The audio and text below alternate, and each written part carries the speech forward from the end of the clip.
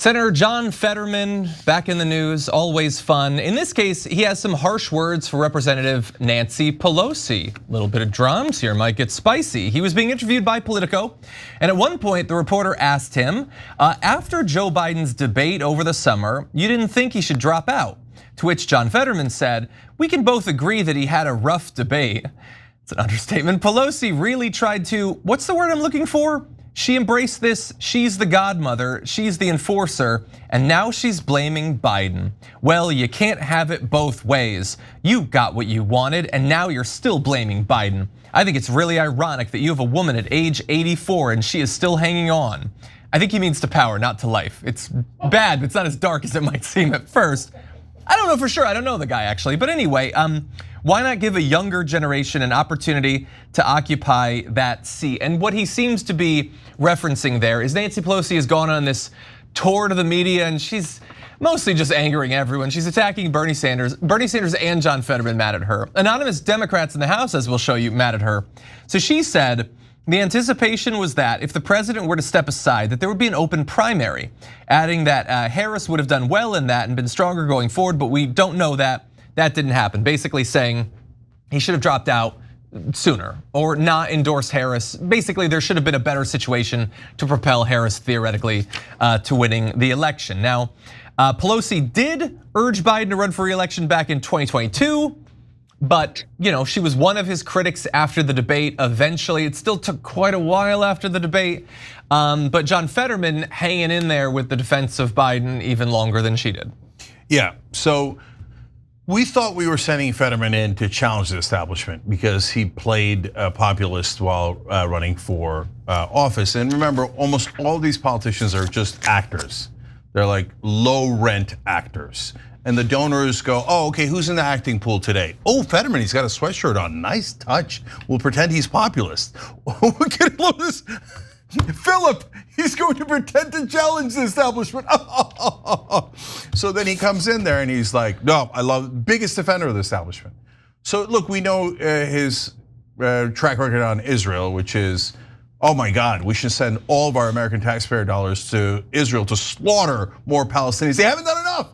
They haven't go, Israel, I love you, Israel. Oh, Mr. Populist, okay, right? What a fraud. Okay, but this is arguably in a sense worse, not worse morally, but worse in showing, it's not like, oh, he has one disagreement with the left and it's on Israel, but hey, like to be fair, he's still really progressive on other things. No, he's defending the king of the establishment, Joe Biden.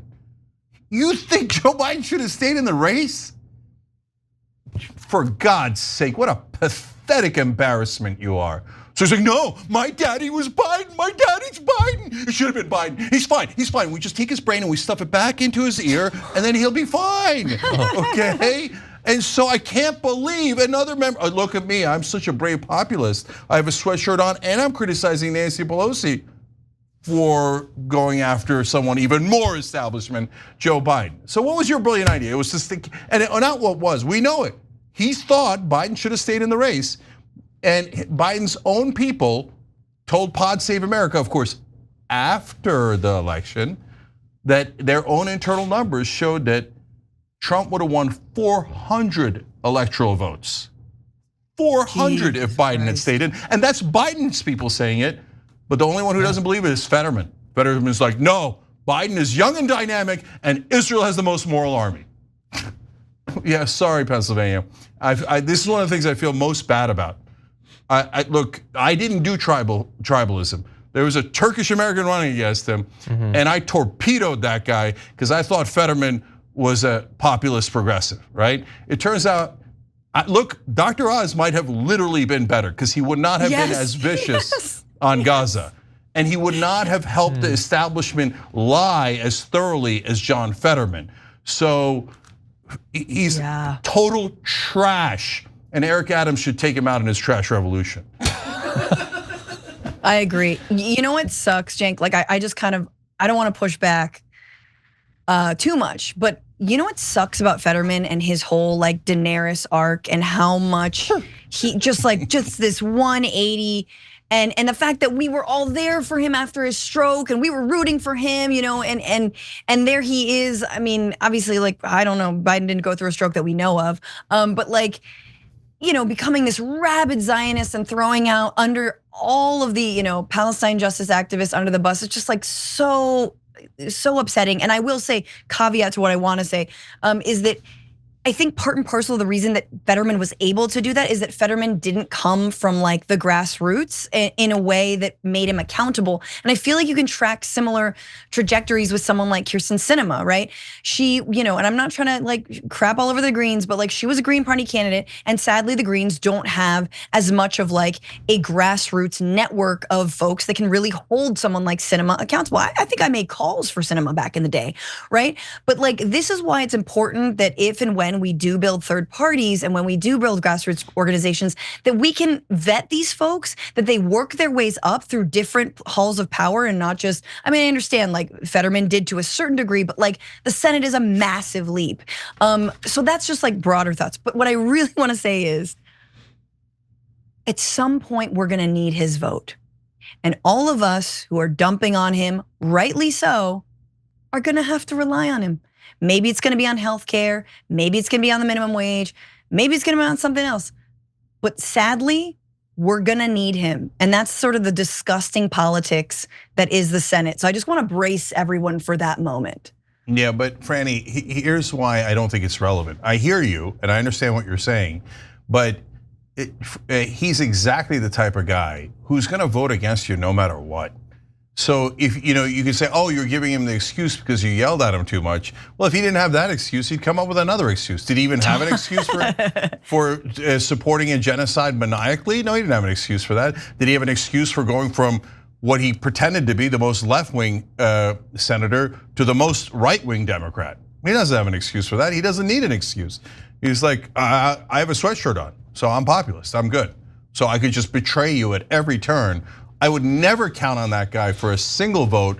It could be the most core Democratic policy that he promised 2,000 times over to his voters, and he will betray you.